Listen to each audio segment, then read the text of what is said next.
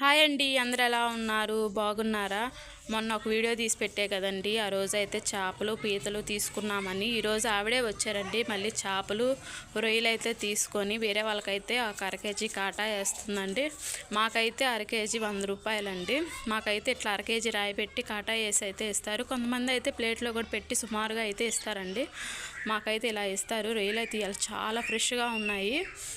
నిండు తట్టేసుకొని వచ్చిందండి ఆవిడైతే. ఫస్ట్ అయితే మా వైపే వచ్చింది, అందుకని తీసుకున్నారు. మేమైతే రొయ్యలు అయితే తీసుకోలేదు, కానీ చేపలు అయితే తీసుకున్నామండి.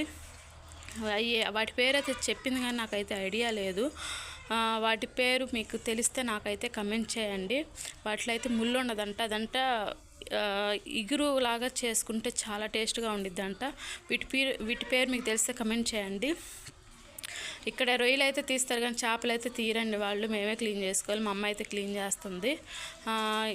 ఈ ఒకసారి మీరు ట్రై చేయండి.